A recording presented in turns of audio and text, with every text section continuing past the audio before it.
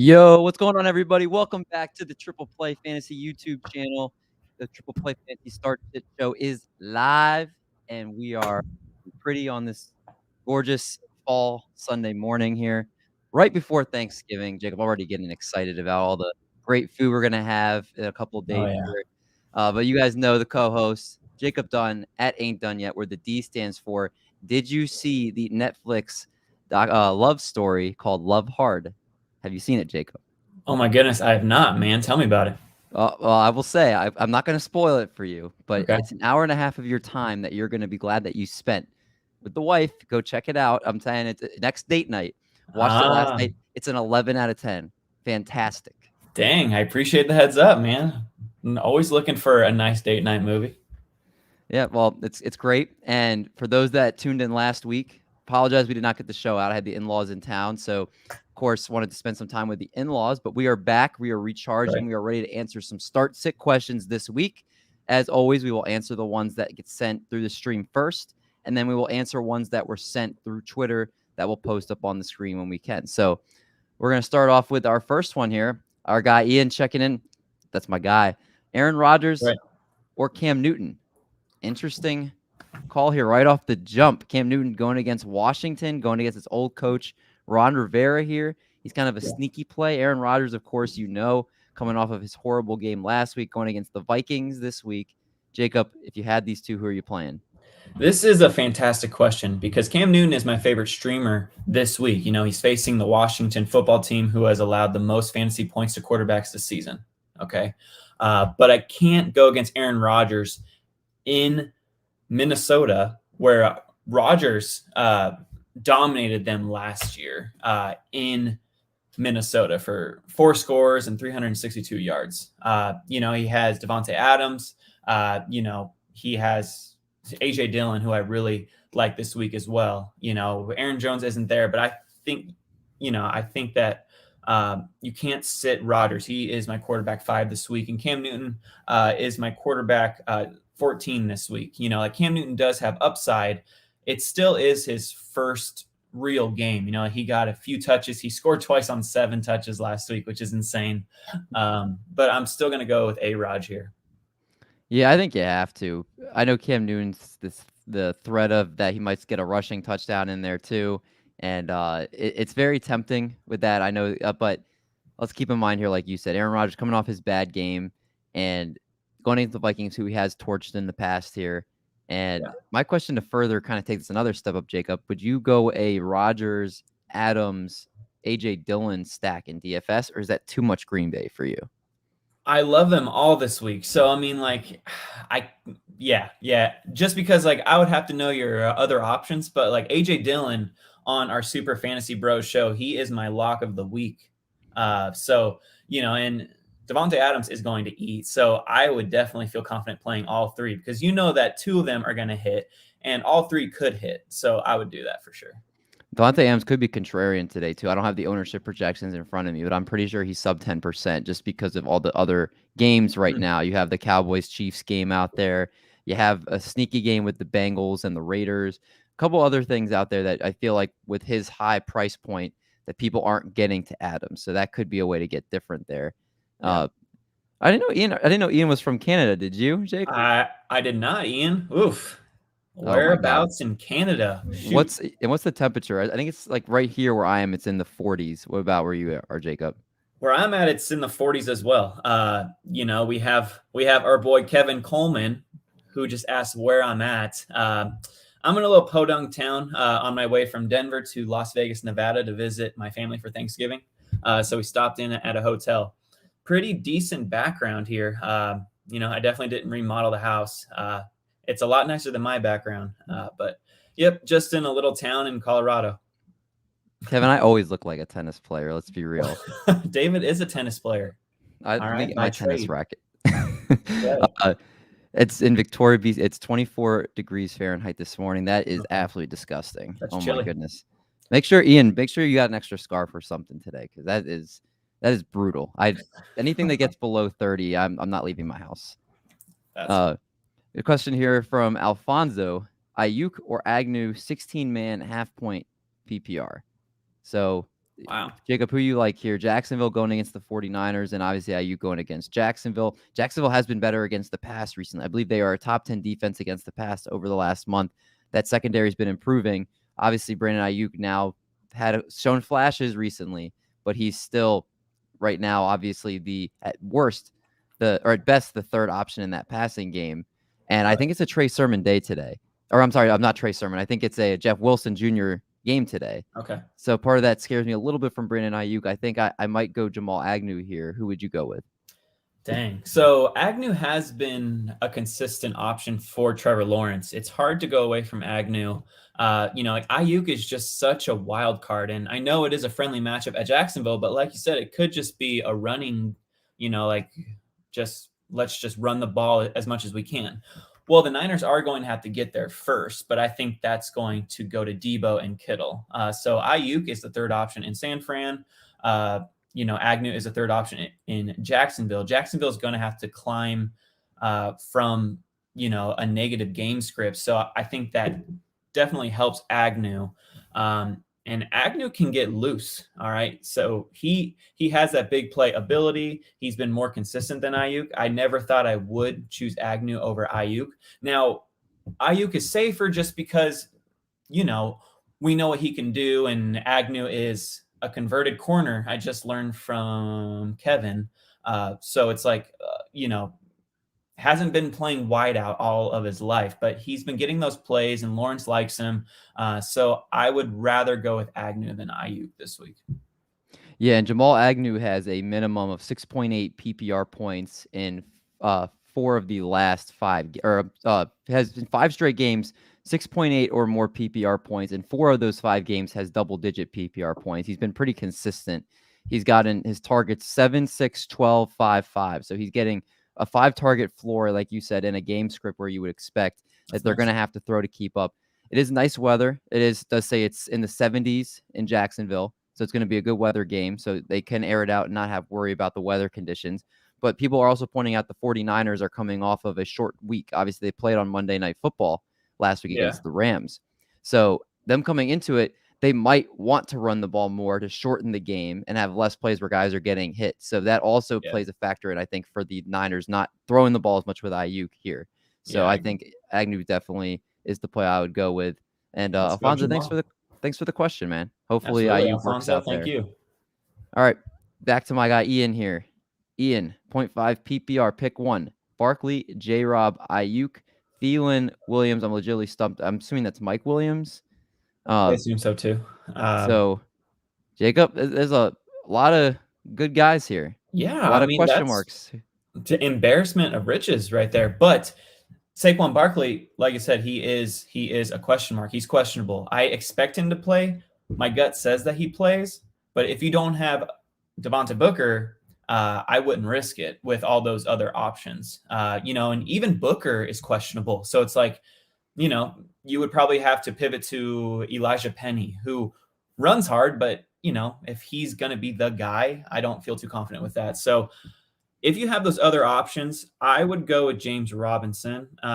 Even though that is going to be a negative game script, the Jags are probably going to have to pass a lot. Oh man, I'm kind of talking myself out of here and going to Adam Thielen, or J-Rob or Mike Williams. Man, this is a stumper. Shoot. I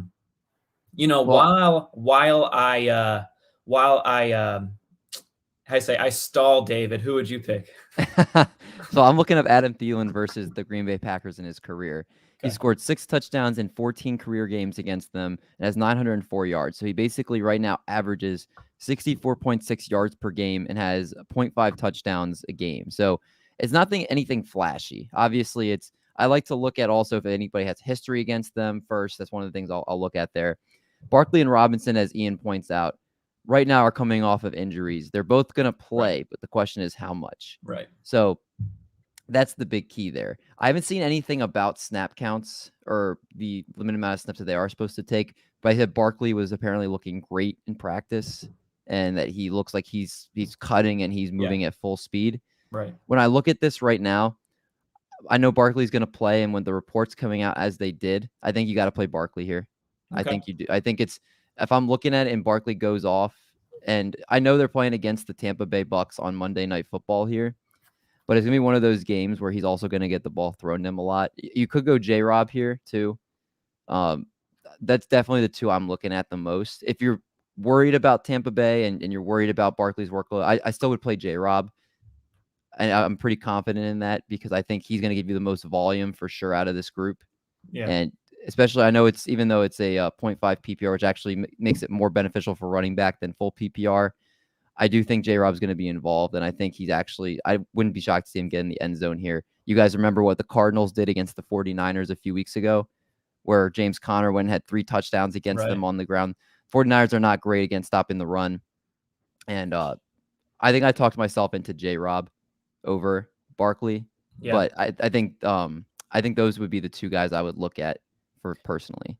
Yeah, I'm just not sure how much of a workload Barkley's going to get in a very tough matchup. Yes, the running backs can be thrown to, a la Myles Gaskin had like a career day against them, like 10 catches a few weeks ago.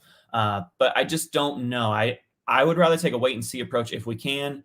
James Robinson, you talked me into that too, just because he is like guaranteed a workload. Even if the Jags get down big, he'll still run the ball. So I like that. It's between him and Adam Thielen, really. I can't really go with Mike Williams. He's been struggling so much lately. And I just can't trust Mike Williams right now, especially against Pittsburgh. Like perhaps he's due, but if you have these other options like Barkley, J-Rob, and Thielen, those are like the top 3 I would pick. Out of those 3, James Robinson does seem like the safest bet to get you a decent floor, whereas the other ones could either goose egg or have an awful game. Yeah, so I think we'll go on the J-Rob train for this one, Ian. I told my coworker who has me fix her lineup every week. I have J-Rob in there for her right now, so there you go. I'm investing a lot into the J-Rob train today, so hopefully that works out. Let's go to some questions that were sent to Jacob throughout the week here that he put on the chat right here. Number 1 is Agnew or Claypool? Yeah, so I can't trust Chase Claypool if you have a legitimate option next to him. I just don't trust those hamstring injuries. He's been in and out of the lineup. I know that, he practiced in full. I just don't trust Claypool right now. I need to see it. And if I have a Jamal Agnew who's been getting those consistent targets, like you said, David, I'm going to go with Jamal Agnew. We're picking 2 guys on the Jags offense today. So scary. It could be, it could be a little scary, but I think those are the right plays in these circumstances. Thanks at Cat Lives for Savvy for the question. Yeah. Let's go to our next one here, submitted to you from @kid_cozy 1993. Pick any 3: Kadarius Toney, Mark Ingram, AJ Dillon, James Robinson, Marvin Jones. I think Mark Ingram and AJ Dillon have to be the locks, right? Because of both the backs in front of them being hurt. So then it comes down to Toney, Robinson, or Marvin Jones Jr. Out of those 3, Jacob, where do you go? Yeah, so I completely agree. It's Mark Ingram and A.J. Dillon. I love A.J. Dillon this week, and Mark Ingram, just pure volume alone, you're going to start him. So it's down to Toney, James Robinson, and Marvin Jones Jr. With Sterling Shepard out, Kadarius Toney becomes a high-end wide receiver 3. But if you have James Robinson, like we just said, with that safe floor and that safe running attack, I'm going to go James Robinson and just do a sweep of all RBs here. Yeah, did it say if it's PPR or not? They did not mention that. Okay. I assume I know that you always assume it's PPR. I always assume it's half PPR if no one says anything. So it's up to you. Like, would you change it if it was a PPR versus a half PPR? There's a little part of me that might consider going Kadarius Toney over James Robinson if it's full PPR, a little bit, because you've seen when Sterling Shepard is out of the lineup that they feed Kadarius Toney and the Tampa Bay. There's one thing that they're bad at. It's their secondary and stopping opposing wide receivers. And so that there's a little bit of intrigue there for me. I don't know if the lineup is in front of me, if I'd be able to put James Robinson down and put Toney in. Right. If it was in front of me, but that is the only little wrinkle I might consider. But I think ultimately, you probably go with the guaranteed touches and James Robinson there. A sweep of all the RBs. And I don't know. Stacking Jacksonville probably is way we're talking about And it's probably not the best way to go. But I think Agnew and James Robinson are probably the only two Jacksonville Jags you're playing, because Marvin Jones is I too agree. boomer bust, and Laviska Shenault's been probably the biggest fantasy bust of 2021 so far. And Yep. and obviously Lawrence is a QB2, so most 1 QB leagues you're not starting him. So I think those are the only two guys I'm comfortable with. Same with you, Jacob. I agree, man. Marvin Jones Jr. is borderline droppable right now. If you have extra room, you can hold on to him, but it's just, man, Trevor Lawrence only has eyes for Jamal Agnew, Dan Arnold. I guess I would start Dan Arnold if you needed, just that safe, like Dan Arnold has anywhere between 4 and 8 targets over the past like 4 or 5 weeks.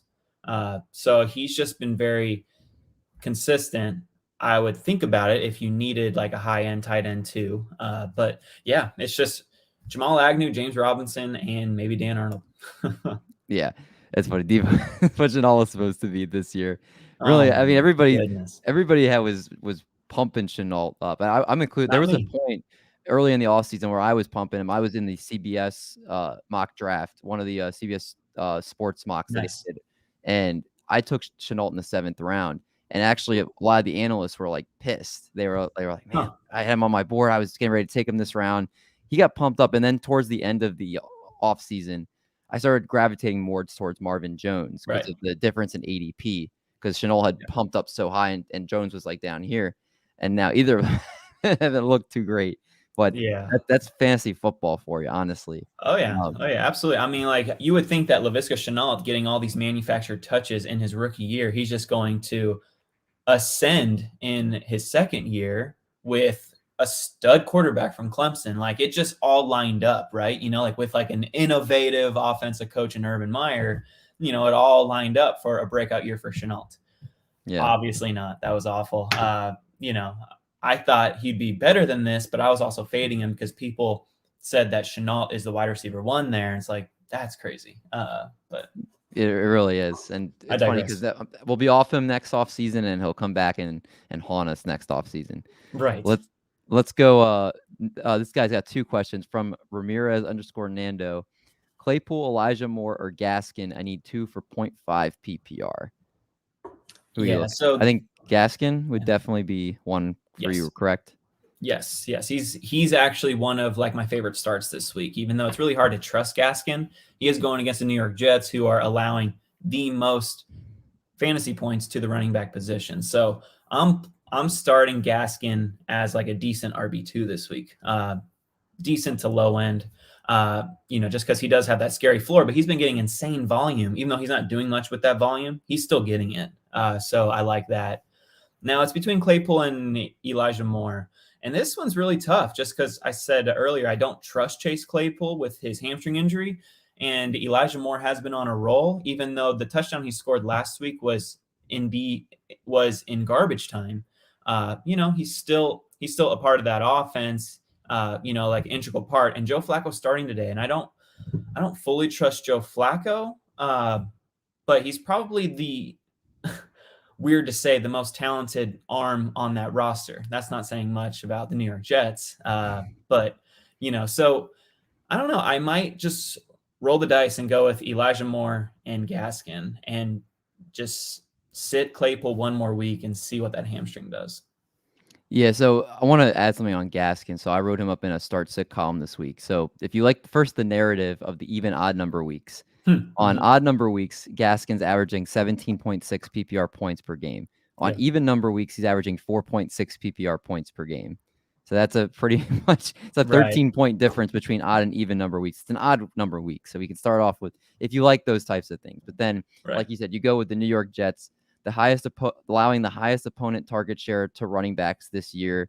The Jets have given up the most yards, touchdowns, and fantasy points to running backs in 2021. In the last 4 games, the Jets have allowed 11 rushing touchdowns and 3 receiving touchdowns to running backs alone. In a game where the Dolphins you expect would take care of business here. And Gaskin, who also has had 15 touches or more in 4 straight games. I mean, barring injury, you would expect that he's pretty much a lock here. I have seen people float around, if you're really trying to get fancy, that it's going to be Salvin Ahmed and not Gaskin, which I don't know if I'm biting. I don't know if I'm going into that. Don't get too cute. Yeah. Yeah. I'm Gaskin. I'm bigger on Jamison Crowder this week. I think Crowder's going to actually have the best game for the Jets. I can see He's that. had a minimum of 6 targets every single game, minimum of 8.4 PPR points in every single game. Joe Flacco likes his veteran receivers, and I think he's going to be in the slot, which is going to be great because the Dolphins struggle in the middle. So if Moore, ends up taking some time in there, I think Moore could be a good play as well. But I'm a little bit more Crowder. But with these 3 on the table, I think it has to be Moore. Especially because with the Lions, they're going to be so blown out in this game with Tim. Was it Tim Blower? What's Oh my goodness, Boyer? Is Tim that Tim Boyle? I think Tim Boyle. Boyle? Thank you. Yeah, Tim Boyle at quarterback. It's not going to matter here in a week. Yeah, it's not going to be pretty. Well, they're not even playing. The Lions are playing the Browns. I was thinking of last week. I'm a little slow. I'm catching up here. His other question was full PPR: Scary Terry, Josh Jacobs, James Conner. So I'm guessing we pick one out of those. Jacob, out of these 3, who do you like the best? Full PPR, I'll go with Scary Terry. I know it's not the greatest matchup with the Washington football team versus the Panthers, but in a full PPR, I think that Heineke is going to gleam onto McLaurin. So, I would rather have that in a full PPR. Now, I know that Josh Jacobs is a safer play, I would say, but I just want that upside and also that safe floor with Scary Terry. So I'll go with Terry over Jacobs. I'm with you on that. James Conner could be interesting too with Seattle, but they've been better against the run recently. I know that on the season they're not looking great, but over the last few weeks, I believe they've given up under 4 yards to carry each of the last 4 games that they've played. So I'm with you. Scary Terry in this one. Ian S., do you trust Joe Flacco? I had someone ask me this morning, would you stack Joe Flacco with Michael Carter and Jamison Crowder? And I said, that's doing a little too much. I think that you can definitely go elsewhere. Yeah. I think Flacco's going to be one of those guys that by the end of the game, he could have 2 touchdowns and 2 interceptions for, 200 or 300 yards, but the Jets are going to be blown out in this game. The Dolphins defense has been playing incredible over the last few weeks. You saw that last week with Lamar Jackson. They're healthy now. They're playing as a unit, very much out for blood. And I'm not starting Joe Flacco in any of my leagues this week. No. I recommend you just take pieces from this game. Michael Carter, I'm also straying away from because he doesn't have Mike White dumping down the ball to him at what was going to be like a record rate. Mike White had been dumping the ball down to his running backs, I think a minimum of 35% in every single game that he was playing in. Dang. So Flacco's not going to be dumping the ball down to his running backs at that rate, which kind of limits Carter's upside there. So I think you can maybe start Elijah Moore. You could start Jamison Crowder as a flex, but that's about where I'm at. What about Corey Davis? With Xavier Howard, I'm a little. I think Xavier Howard is a shadow corner if I'm not mistaken. I'm not playing Corey Davis if I have him at all today. That could burn me, but I think the Dolphins play very well on the perimeter, which is what Corey Davis does. The guys that you're going to want in this game, I believe, play in the slot. So the Elijah Moores, the Jamison Crowders, maybe a tight end comes in and gets a red zone touchdown. I don't think Corey Davis. Yeah, Ryan Griffin. I don't think it's a Corey Davis game by any means, and I would bench him. Yeah, I agree. I would definitely go with Jamison Crowder. I like him too. I love the point you made about Joe Flacco is probably going to gleam onto his savvy vet, and Jamison Crowder is a savvy vet. I can also see Elijah Moore getting some touches too, just because, he creates that separation, and Joe Flacco hasn't been in that offense long. So yeah, he's going to gleam onto those slot guys. So I love everything that you said, David. Yeah, it's going to be interesting. I think it's going to be a very interesting slate. And speaking of slates, we're going to wrap up in the next couple minutes here, Jacob. Is there anything sneaky that you want the audience to know about? Any sneaky plays for DFS or any guys that are going under the radar that you could potentially put in your lineup, or maybe some last minute news that elevates somebody to potentially in your lineup that you weren't going to play? Well, I'm sure everyone heard that Hollywood Brown is surprisingly out. We didn't think that thigh injury was, as brutal as we thought, and then he was ruled out. So, what that means, David, our boy Rashad Bateman is going to be a wide receiver 1. I don't want to necessarily call that he'll get us wide receiver 1 numbers, but I mean, he's going to be the main target. It's going to be Bateman, it's going to be Watkins, and then Duvernay. Mark Andrews, of course. So I think that Bateman, he's been so consistent, in the little time that he's been on the field for the past 4 or 5 games. So he's going to be the main target. And I know that Lamar Jackson's also questionable, but I'm sure that he will play. So Rashad Bateman's a very sneaky play this week, as far as whatever his price is on DraftKings is probably a bargain right now, which I don't know, which I can look up. But as I look up Bateman, who is your sneaky play, David? Well, according to Jacob, if you want to hear this, the great Stacey Dales just reported on NFL Network that Tyler Huntley will start for the Ravens. Whoa. Okay. Breaking news. So I have to pick some lineups, and I have to get Bateman out of all my lineups. Yeah, now I really can't trust Bateman. Oh my gosh, that sucks. Yeah, he was in a smash spot too. That is, he must be really sick. Yeah. And just if you because want they're facing the Bears, in Chicago, they need Lamar Jackson because the Bears are okay on defense, but Justin Fields has been getting better. So it's not like this is going to be an easy victory for the Ravens. Bateman is still just 4,500 on DraftKings. That's pretty cheap, and maybe Huntley does gleam on him. But I expect Huntley to run a ton. So if you're in a deep 2 quarterback superflex redraft league, that's not a bad pivot to go with Huntley because he'll probably get a lot of rushing yards for you. But, oh, man, that's brutal. There's more news, too. Clyde Edwards-Helaire, who's back for the Chiefs, they're watching his pregame warmups very closely. They don't really know how much he's going to play as of right now, which is not a glowing. If you have Darrell Williams, that kind of makes that a little bit more intriguing to actually play him and not be scared of them splitting as much work as you think. I would expect the Chiefs to hold out Clyde. That's just my gut call, just because they have a bye week next week, right? The Chiefs? Yeah. I believe it's not till week 14, but I could be wrong. I just, man, if Clyde plays, then that's just going to muddy up the whole backfield. I don't think you can really start either one. So the bye week is next week. Yeah. So I just don't know why they don't just sit Clyde and just let Darrell have one more game. Which is what they might do. What's that? They might do that. Yeah. They might literally decide, give him maybe do you remember a year ago where they say he was active and he pretty much didn't get a single snap? Oh, I do. Yeah, so I would not be shocked to see something equivalent to that. So I would not be playing Clyde Edwards-Helaire today. And just keep your eyes, with all this stuff coming up, make sure you keep your eyes on the news and fix your lineup as news comes out. You got to be on top. This isn't something you can do Saturday night and then just look at it Sunday and expect it's going to be set. You got to make sure Sunday morning you fix what you need to do. You pick up who you need to pick up, and then you go. And on that note, Jacob, we are going to go. We are running out of time here. So anything you want to leave the people with as we get ready to set up for week 11 of this NFL season? Just want to say cheers and happy Thanksgiving to you all.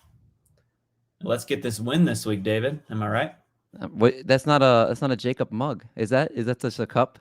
I am at a random hotel, so I had to make do with what they had in the lobby. You didn't bring a mug with you, or a couple? I should have. Dang it.